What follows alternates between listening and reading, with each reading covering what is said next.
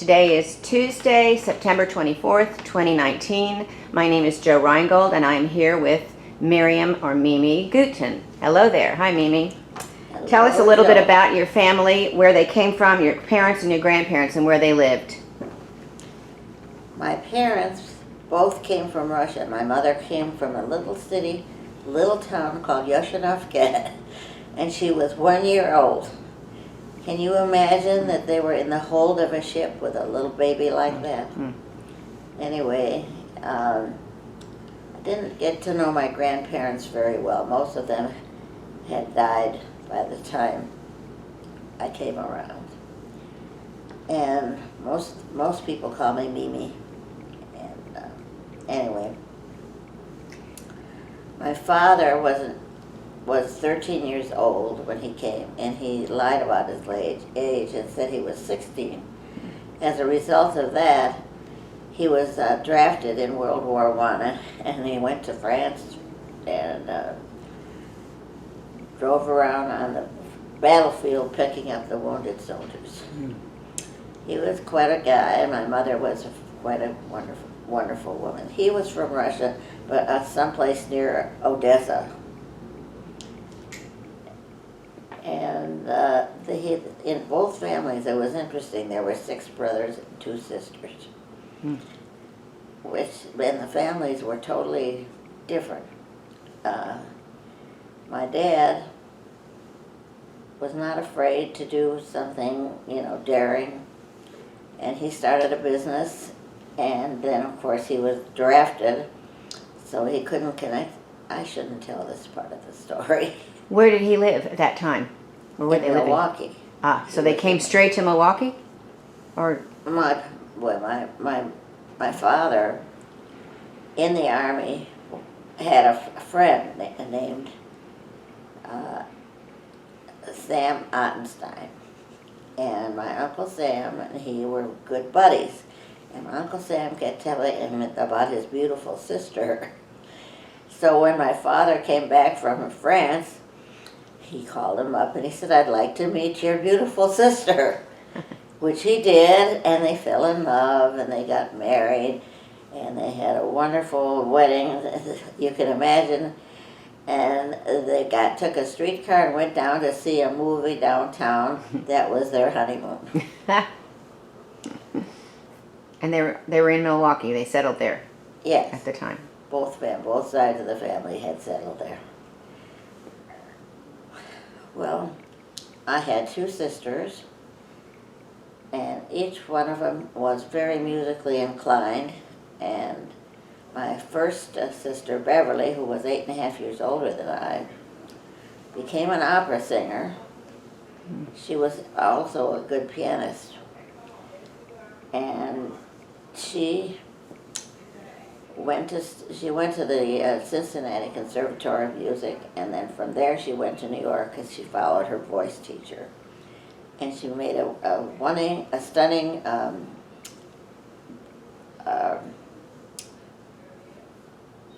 think of the word. Like her debut, or no? Yeah, she made a stunning debut. She played the lead in Faust.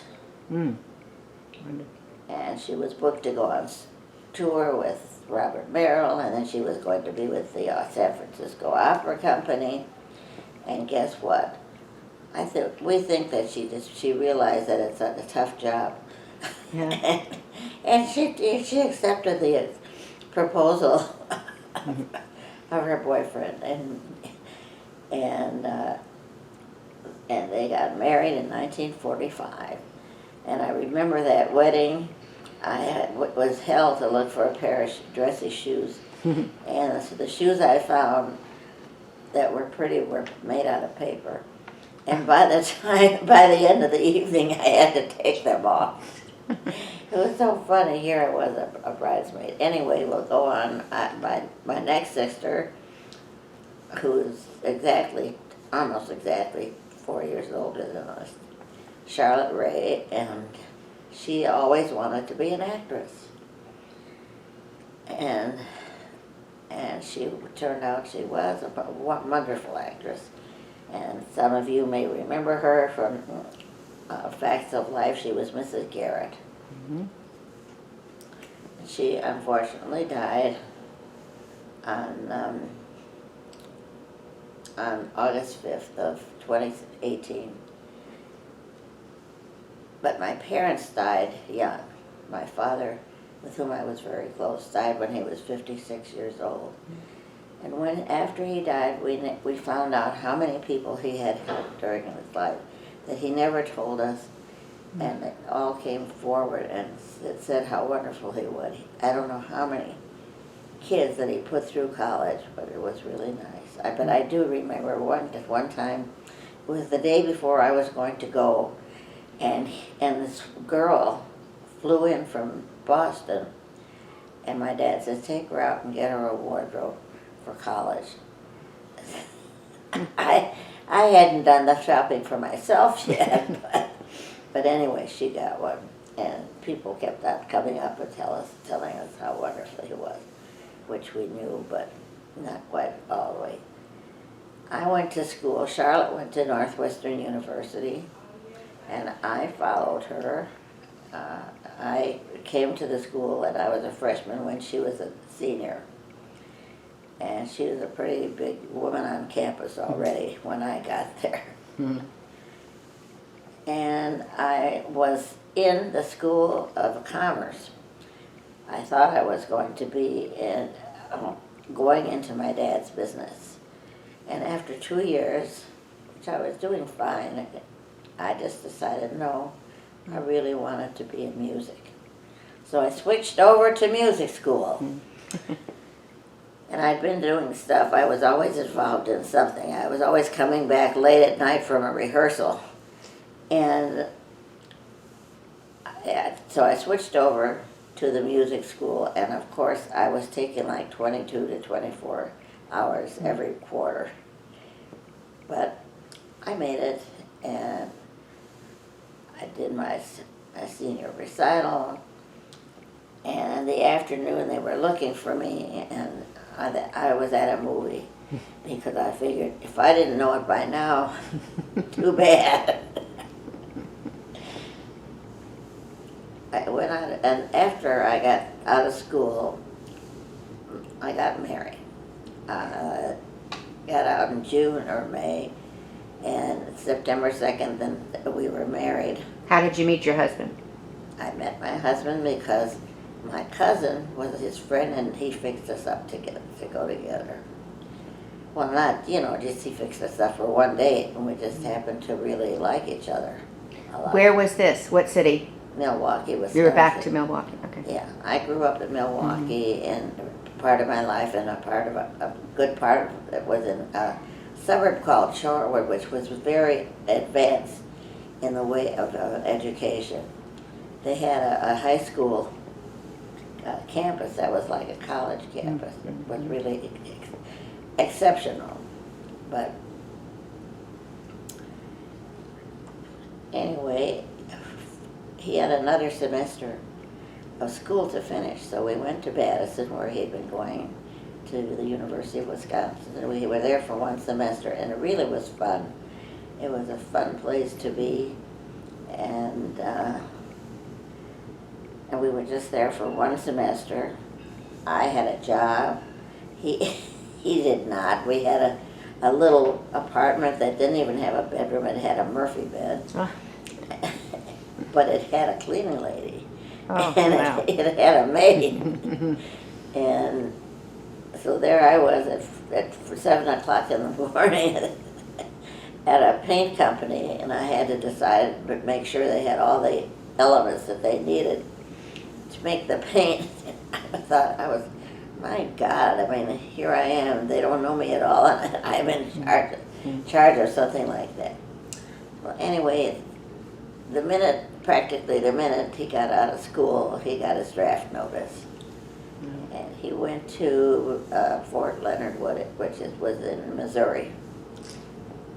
Do I have enough time to tell, or am I running out? No, that's fine. Okay. anyway, we lived down there, and he was at the camp, and I was in Lebanon, Missouri, which was a small town. And my dad had given us, my parents gave us a present for our wedding. My dad had a car that his friend who had an agency lent him, because we used his car on our honeymoon. So, and he liked the car so much, he said, "What?" to my mother Esther. He said, "Why don't we give it to them as a wedding present?" So that, and believe me, that was the only way we would have had a car at that time. So that was great. And we moved down to Lebanon, where I was living. I got a job on the state. I didn't do any thing musically, I think, down there. But then we went to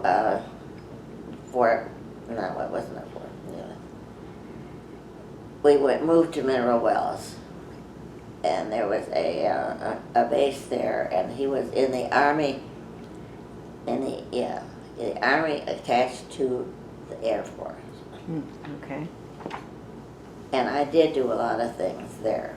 I worked, but I was with the guy, we were doing the shows, like the USO shows and all that kind of stuff there. And we would go in to Fort Worth and get girls to come out. Yeah. Anyway, it was a lot. Entertain the troops, right? Entertain the troops, or we used to run these cute shows where they would have dates with them. And it was Mineral Wells was like a little pot, because it was surrounded on all four sides by hills. So in the summer, it was so hot, nobody wanted to stay outside at all. It was really funny. Yeah, and then, what else can I tell you about Mineral Wells? Not much. Not much. Not much, but we were there for a while, and then he went overseas, and the first time they tried to get the icebreaker through the ice, they couldn't get it through, so they came back and stayed for a month. And I was up in Milwaukee, and I had caught chicken pox for the second time in my life. Uh-oh. So he calls up and he says, "I'm coming back." I started crying. I said, "I can't come yet." Oh. But anyway, let's get to the point where we get to Dallas and why we liked Dallas. We did, when we came home, we did a work at in my dad's business. And everything was very good. Things were very good. He died very suddenly when he was 56. And so we were running the business. And then the city was going to run not a turnpike, but a highway right through where our business was. So instead of staying there, we didn't move to another side of the city. We decided to really move Away. and we decided we were going to choose between Fort Worth and Dallas. And we thought, well, we liked Fort Worth a lot, and we always could dress in a casual way there. Then we liked that. But we also liked Dallas a lot. But at that time, I don't know if you remember, maybe you were here. You grew up here, didn't you? Grew up here. Yeah. And if the ladies went downtown, they dressed in a suit, and they had gloves and a hat. Very formal. Yeah. Yeah, formal. But I still thought we would like Dallas better. So we moved here, and we have enjoyed it. We liked it a lot. What business was Don in? Or what did he do? We had, believe it or not, a dancing school. This was a mistake. It was really a mistake. So anyway, as we went along and kept losing money, we finally decided we had to close up. And it was too bad, but even I had to teach when the teacher was gone. Can you picture me teaching tap dancing? Well, I had to do it. But I was always involved in music and got very involved in music over at the J. And Miriam Creamer and I became very good friends, and we really did, between the two of us, we started the drama and musical business over at the J. We did we did 2 in a row that were original scripts from something that Miriam had done in Canada. But I was the musical director, and then we did hire a director. We hired a wonderful director by the name of, I didn't do it, but Fred Sternberg. And he was one of the most talented. Didn't have a good personality, but he was really a wonderful director. And she's laughing over there. That was the truth. And the last time, I don't know, it was the last play he was going to do, and he asked me to be the musical director. And I finally said to him, you know, I don't work on these things because of your personality, because it's not very nice. But I'll do it. Now, what years would you say these were about? I don't know. And I said, I'll do it because you're very talented, which was the truth. I don't know how long ago that was, but Well, when did you come to Dallas? Do you remember when? I came to Dallas. Oh yeah, sure. I know. We moved into our house on April 2nd, 1963. Okay. Unfortunately, that's the year that we had the misfortune for our president. Mm-hmm. And people always remember Dallas. They still remember Dallas that way.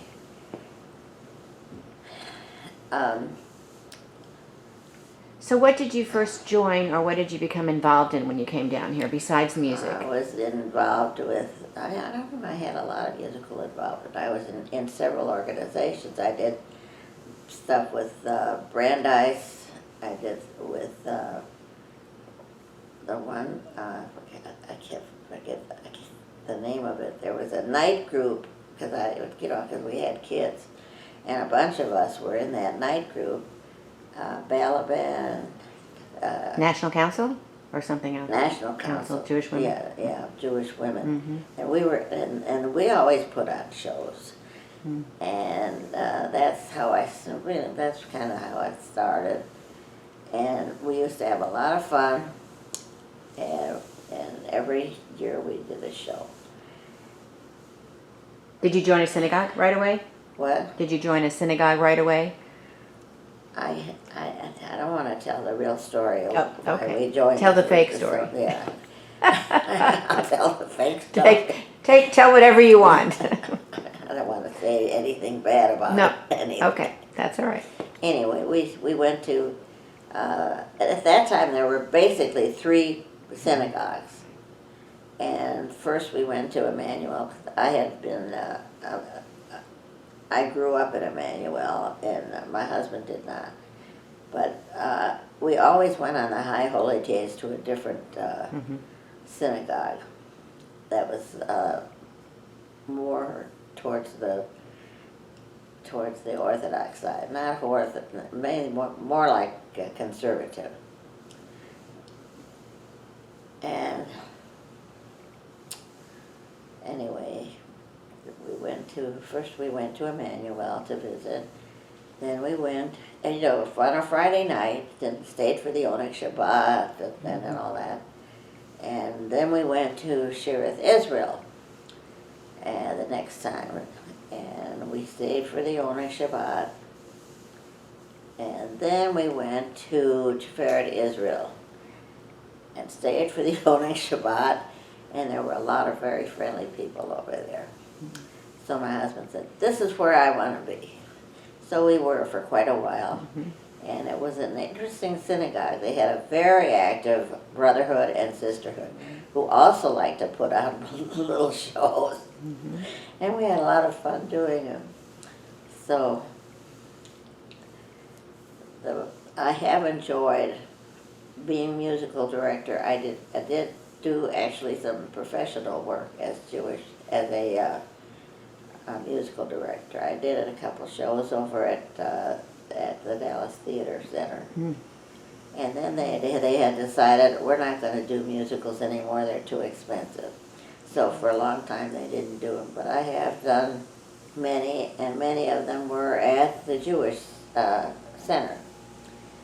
And also I had started writing music and had a partner, and we wrote a show called The Bar Mitzvah that was performed at the J.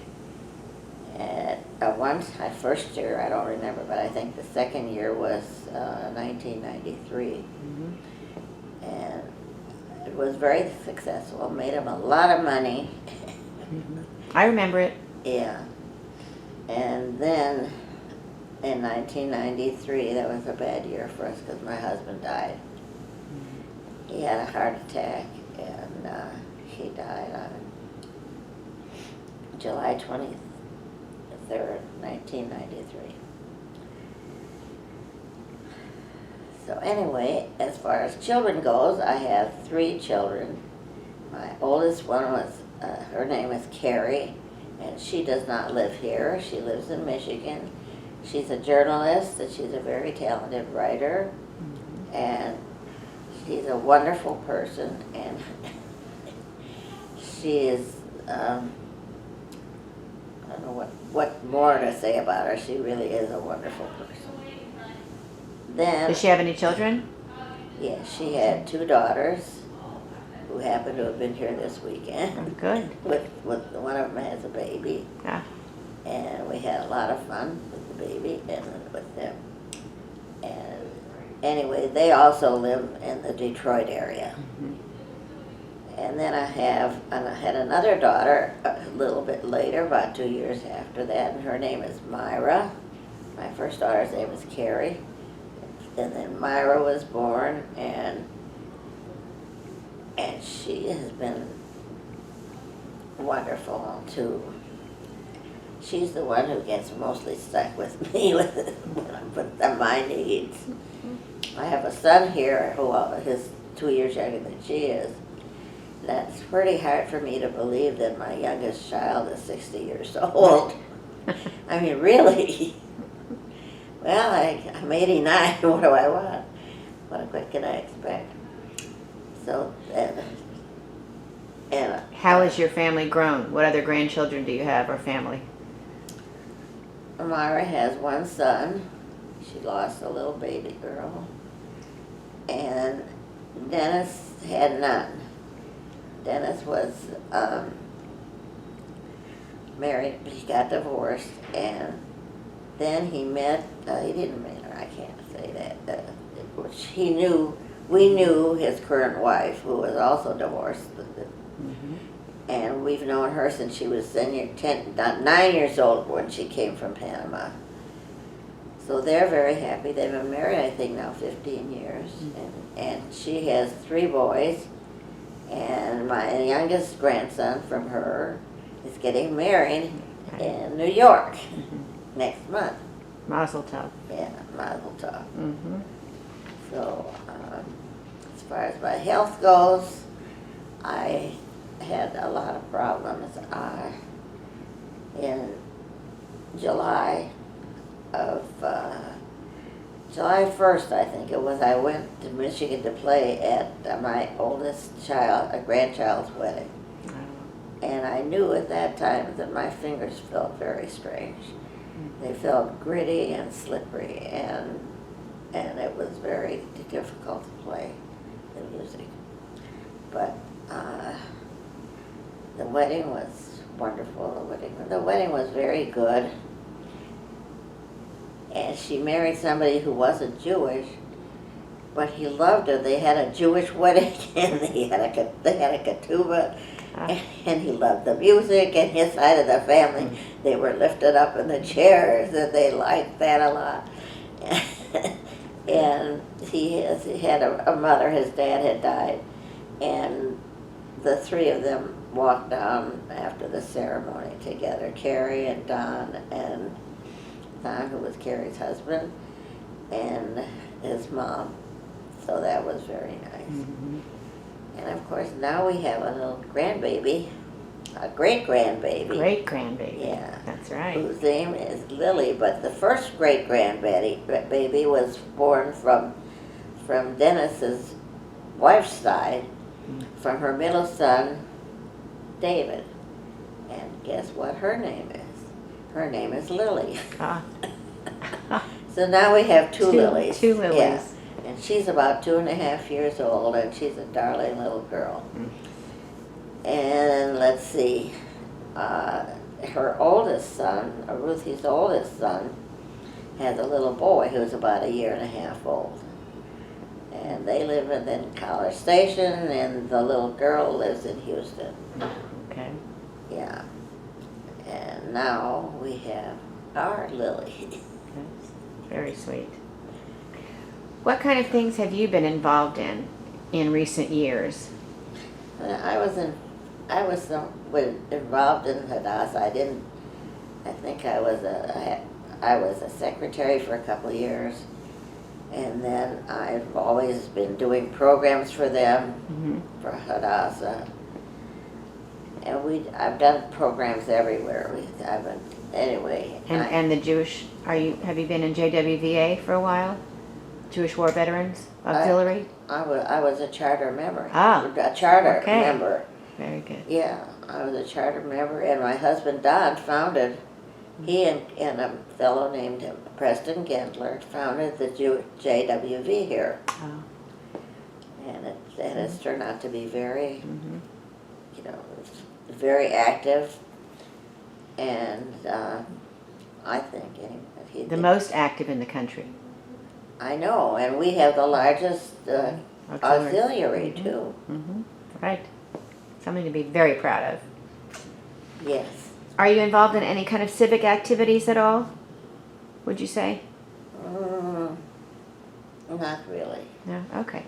So then I want to ask you this, one of my favorite questions. How have you seen Dallas change since you first came here? Well, first of all, the population has really swollen. Right. It's very large now. The traffic is hell. And no argument there. No, but I think business-wise, I think it has really grown. And I think there are a lot of good things about Dallas. I think we're having the race problem like the rest of the country, and which we should not be having.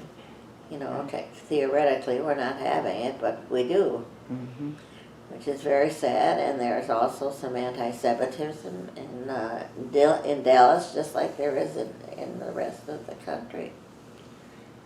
And what about culturally, since that's your main theme? How have you seen it? I think we've been doing well. I think there are a lot of good plays here. I think that there are we have a lot of talented people. We have a lot of very knowledgeable people here.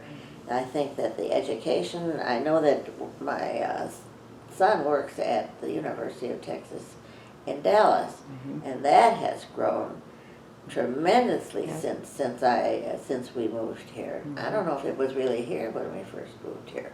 No, it's think newer so. than that. No, Yeah. right.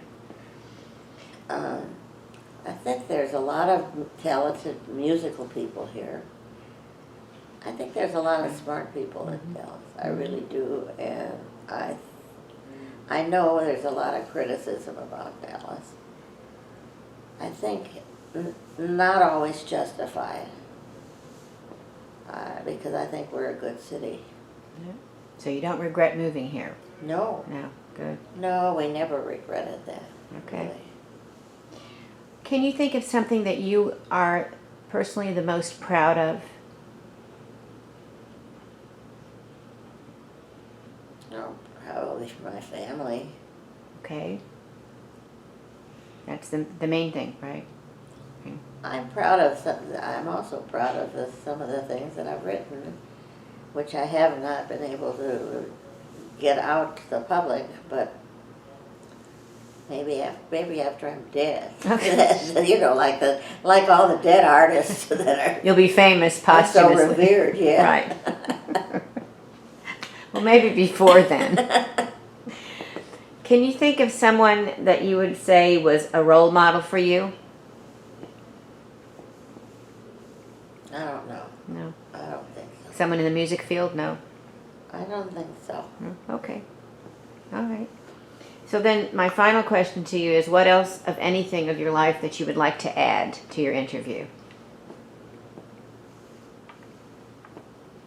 for everyone to know? I guess they don't have to really know about my illness, but I was really in terrible shape. I was paralyzed and I had such horrible headaches that even morphine didn't help. And luckily, we found somebody who knew who should do my operation, which was very dangerous. We had several neurosurgeons refuse to do it. And I figured, well, I might as well go through with it. My life right now isn't very good.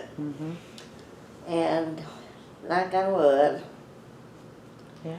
I have not had a bad headache since that time, which was in October of 2017. Yeah.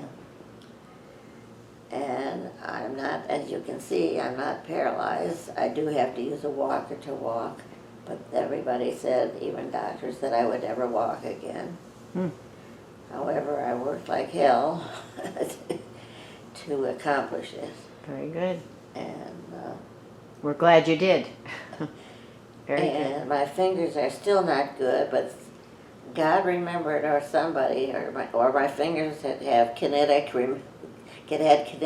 memory, because I can still play the piano, Wonderful. which always makes me feel good. And that's your legacy. It is. Well, thank you very much. This was wonderful. Really, really wonderful. I